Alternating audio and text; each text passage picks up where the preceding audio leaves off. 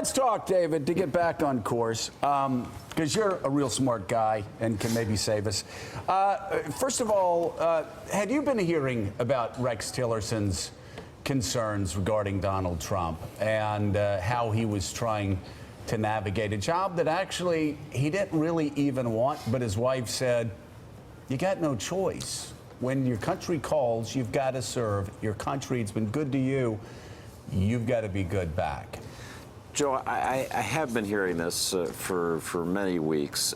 Tillerson is an unusual figure in Washington. He really is a diffident guy. His standoffishness with the press is reflected in his standoffishness toward Congress. He doesn't try to pal around with the White House, doesn't talk to the people who recommended him for the job, who were thought to be his mentors. It's just kind of a lone guy. I wrote about him a few weeks ago. His basic idea is, you can take this job and shove it. I don't need it. Yeah. So I think that's been central for him. But in recent weeks, he has really gotten estranged from the president himself. The president thinks that Tillerson is off on his own. The president felt dissed by Tillerson's comment after Charlottesville. The president only speaks for himself. Tillerson got it badly wrong this last weekend in Beijing. Tillerson thought that he was delivering the president's message, that we're trying to communicate, we want to do diplomacy, we not seeking nuclear war here. He didn't clear those words, apparently, with the White House, and the White House was really furious. His spokesman thought, no, it's not a message from the president to Rex, it's a message to Pyongyang. No, it was a message to Rex. So, as I said in the earlier block with Carol, I'm not sure where this is going to end up. Tillerson's either going to have to apologize directly, or Mattis is going to have to say, Mr. President, we need him. He's my wingman. But something's got to happen now. No. Wow. What do you think Trump will, I mean this in a very serious way, what do you think Trump's reaction to being called a moron in this reporting is going to be today over the next 24 hours? You never know, and you never know. By the Secretary of State, that is. Yeah, I mean, you never know. I mean, I'm just glad to hear that somebody in his administration actually feels that way. This is the sort of thing that it's very easy for both sides to say, fake news, the press got it wrong, right. Rex never said it.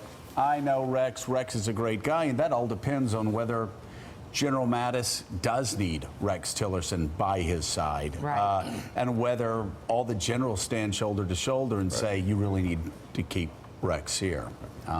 But they will say fake news, but I want to point out Carol Lee and our NBC News team have several senior administration officials all telling them they were in the meeting and heard him say it. So keep that in mind when they say it's fake news. It's triple sourced, I think. Right. Also keep in mind that this White House, and David Ignatius, you can, we need to go to break, but this is such an important point to make.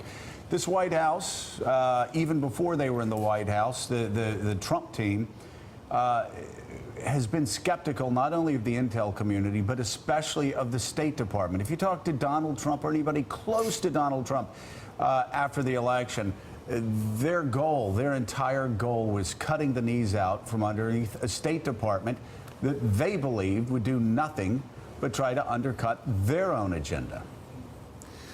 You know, I think, Joe, that they have this deep suspicion of the permanent government, the deep state, as people on the right sometimes say. The funny thing is that Tillerson had that too. You couldn't ask for a Secretary of State who kept the bureaucracy at more distance than Rex Tillerson has done. But I do think that suspicion is present. One interesting thing, if you look at Mike Pompeo at CI, who the president likes, Mike Pompeo has gotten the trust of most of his workforce. There's still some questions, in a way that Rex Tillerson hasn't. Pompeo is often rumored to be the guy the president would bring into the White House if he could add another person. He just seems to like him.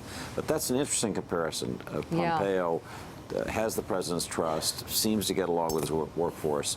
Tillerson, not so much. I think also there was sort of a plan in the works along the edges to have Jared really be the Secretary of State de facto in some way. So that built in some competition as well. That certainly was the belief, that they were going to run everything from either the White House or New York. They say that's changed now, Yeah. and there is no interest in Jared being the de facto Secretary David of State. Ignatius, thank you so much. Still ahead, the Thank you, great David. Bob Schieffer will be here. Is that all we get of David? We need more David. I know. Just- And I guess columnist it's- George Will joins the table as well. We'll be right back. Thanks for checking out MSNBC on YouTube, and make sure you subscribe to stay up to date on the day's biggest stories. And you can click on any of the videos around us to watch more from Morning Joe and MSNBC. Thanks so much for watching.